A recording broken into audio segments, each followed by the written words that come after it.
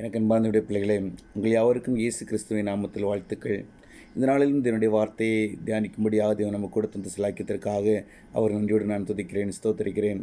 வாசிக்கிறேன். ஏசாயா தீர்க்கதரிசியின் புஸ்தகம் 48வது அதிகாரம் 17-18 வசனங்களை நான் வாசிக்கிறேன். இஸ்ரவேலின் பரிசுத்தராயிருக்கிற உன் மீட்பரான கர்த்தர் சொல்லுகிறதாவது, பிரயோஜனமாயிருக்கிறதை உனக்கு போதித்து நீ நடக்க வேண்டிய வழியிலே உன்னை நடத்துகிற உன் தேவனாகிய கர்த்தர் நானே. என் கற்பனைகளை கவனித்தாயானால் நலமாயிருக்கும். அப்பொழுது உன் சமாதானம் நதியைப் போலவும் உன் நீதி சமுத்திரத்தின் அலைகளைப் போலவும் இருக்கும். எனக்கு அன்பார்ந்த பிள்ளைகளே, ஒரு அருமையான வார்த்தையை நம்முடைய தேவன் சொல்கிறதை நாம் பார்க்கிறோம். இஸ்ரவேலின் பரிசுத்தராயிருக்கிற உன் மீட்பரான கர்த்தர் சொல்லுகிறதாவது, பிரயோஜனமாயிருக்கிறதை உனக்கு போதித்து நீ நடக்க வேண்டிய வழியிலே உன்னை நடத்துகிற உன் தேவனாகிய கர்த்தர் நானே. எனக்கு அன்பார்ந்த பிள்ளைகளே, நாம் சில வேளைகளில் நாம் நினைக்கிறோம், நாம் தாம் தேவனுக்கு பிரியமாக நடக்கிறோம், நாம் பிரயாசப்பட்டு நாம் தேவனுக்கு நேராக நடக்கிறோம் என்று சொல்லி நாம் நினைக்கிறோம். எனக்கு அன்பார்ந்த பிள்ளைகளே, இங்கே தேவன் அழகாக சொல்லுகிறார், பிரயோஜனமாக இருக்கிறதை உனக்கு போதித்து நீ நடக்க வேண்டிய வழியிலே உன்னை நடத்துகிற உன் தேவனாகிய கர்த்தர் நானே. அவன் எனக்கு அன்பார்ந்த பிள்ளைகளே, ஒவ்வொரு நாளும் இந்த உலகத்தில் நாம் வாழ்ந்து கொண்டிருக்கிறோம். இந்த உலகத்திற்குள்ளாகி நாம் போகும்போதெல்லாம் எப்படியாவது இந்த உலகத்தில் உள்ள காரியங்கள் நம்மை ஒட்டி கொள்கிறது. எனக்கு அன்பார்ந்த பிள்ளைகளே, எவ்வளவுதான் இந்த உலகத்தை சாராது நாம் வாழ வேண்டும் என்று நினைத்தாலும் இந்த உலகத்தின் அநேக காரியங்கள் அப்படியே நம்மை ஒட்டி கொள்கிறது. எனக்கு அன்பார்ந்த பிள்ளைகளே, அப்படினால்தான் இங்கே தேவன் அழகாக சொல்லுகிறார், பிரயோஜனமாக இருக்கிறதை உனக்கு போதித்து நீ நடக்க வேண்டிய வழியிலே உன்னை நடத்துகிற உன் தேவனாய் கர்த்தர் நானே. அப்படின்னா நாம் எவ்வளோதான் நாம் நேரான வழியில் நடக்க வைக்கிறது கூட தேவனுடைய கிருபை. எனக்கு அன்பார்ந்த பிள்ளைகளே, தேவன் அந்த கிருபை தந்தால் மாத்திரம்தான் நாம் பரிசுத்தமான பாதையில் நடக்க முடியும். அதான் பிரயோஜனமாக இருக்கிறதை உனக்கு போதித்து நீ நடக்க வேண்டிய வழியிலே உன்னை நடத்துகிற உன் தேவனாகிய கர்த்தர் நானே. எனக்கு அன்பார்ந்த பிள்ளைகளே, அப்படிப்பட்ட அன்பான தெய்வம் தான் நம்முடைய தெய்வம். எனக்கு அன்பார்ந்த பிள்ளைகளே, இந்த உலகத்தை நாம் திரும்பி பார்க்கும்போது நம்மளை விட எவ்வளவு நல்லவர்கள் அநேகர் இருக்கிறார்கள். எனக்கு அன்பார்ந்த பிள்ளைகளே, ஆனால் அவர்களுக்கெல்லாம் கிடைக்கப்படாத பெரிய சிலாக்கியம் இந்த ஒரு ரட்சிப்பு நம்முடைய வாழ்க்கையில் தேவன் நமக்கு தந்தார்.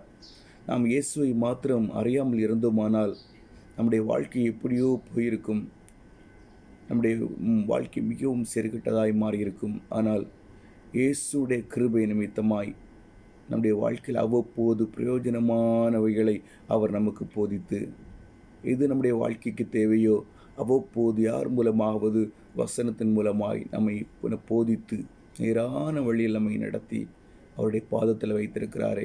எனக்கு அன்பார்ந்த பிள்ளைகளே, அது ஒன்றுதான் தேவன் நமக்கு கொடுக்கிற பெரிய கிருபை. எனக்கு அன்பார்ந்த பிள்ளைகளே, நிருப பாகத்தை நாம் வாசிக்கும் போது அங்கே சொல்கிறது, குணப்படும்படி ஏவுகிற தேவ தயவு. நாம் குணப்படும்படி ஏவுகிறது தான் தேவ தயவு தான் நம்மை குணப்படும்படியாக ஏவுகிறது. இவ்வளவு கிருபைகளை தேவன் நம்முடைய வாழ்க்கையில் தந்திருக்கிறார். எனக்கு அன்பார்ந்த பிள்ளை, நாம் செய்ய வேண்டுவதெல்லாம் அவர் கீழே சொல்லும்போது அழகாக சொல்லுகிறார், என் கற்பனைகளை கவனித்தாயானால் நலமாயிருக்கும். அப்பொழுது உன் சமாதானம் நதியைப் போலும் உன் நீதி சமுத்திரத்தின் அலைகளைப் போலவும் இருக்கும். அவர் ஒரே ஒரு கிருஷ்ணதான் வைக்கிறார், என் கற்பனைகளை கவனித்தாயானால் நலமாயிருக்கும். உன்னை நேரான பாதையில் நடத்துகிறானா, நீ ஒன்று செய்யணும், என்னுடைய கற்பனைகளை நீ கைக்கொள்ளணும்.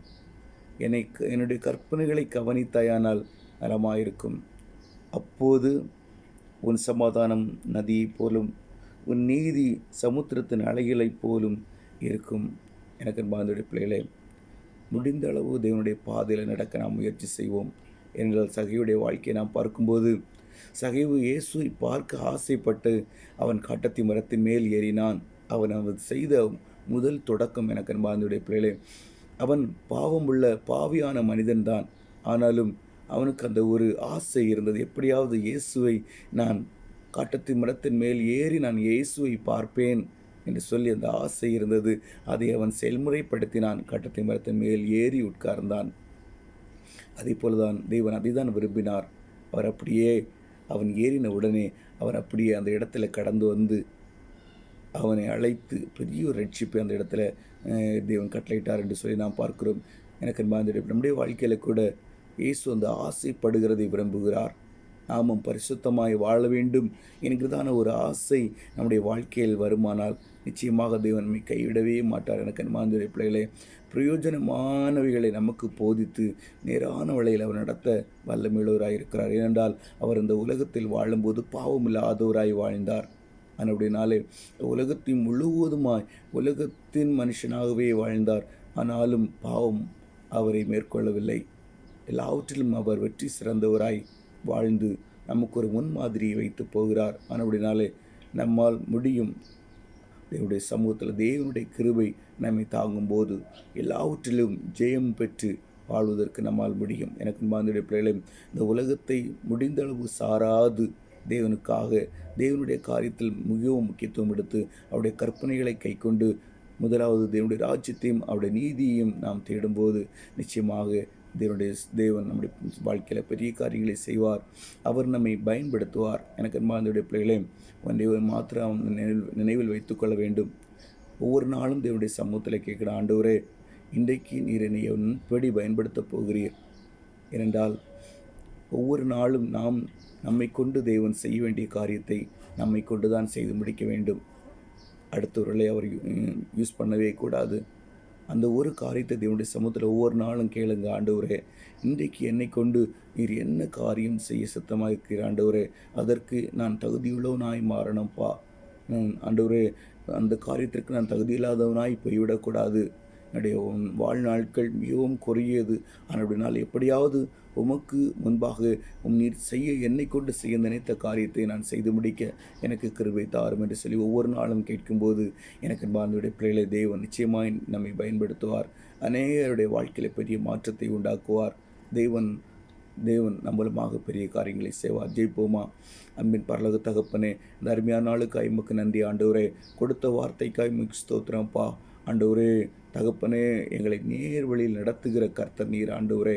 பிரயோஜனமாக இருக்கிறது எங்களுக்கு போதித்து ஆண்டவரே எங்களை நேரான பாதையில் நடத்தி ஆண்டவரே நீ விரும்புவதெல்லாம் எப்படியாவது உடைய கற்பனைகளை மாற்ற நாங்கள் கைக்கொள்ள வேண்டும். நீதியின் பாதையில் நடக்க வேண்டும். அதை ஒன்றே நீர் விரும்புகிறப்பா. ஆண்டவர் அப்படிப்பட்ட பாதையில் எங்களை நடத்துங்க ஆண்டவரே. குறைகள் குற்றங்கள் எல்லாவற்றையும் மன்னிங்க. இந்த உலகத்தின் ஒருபோதும் உலகத்தை சார்ந்து விடாதபடிக்கு ஆண்டவரே, உலகத்தில் என்ன கிடைக்காமற் போனாலும் ஆண்டவரே என் தேவனுடைய கிருபையை மாத்திரம் நாங்கள் விட்டு விடாதபடிக்கு என் தேவன் எங்களுக்கு உதவி செய்ய உங்களுடைய சமூகத்தில் எங்களை தாழ்த்தி ஒப்புக் கொடுக்கிறோம். என்பதை இயேசுவின் மூலம் ஜெபங்களும் நல்ல பிதாவே.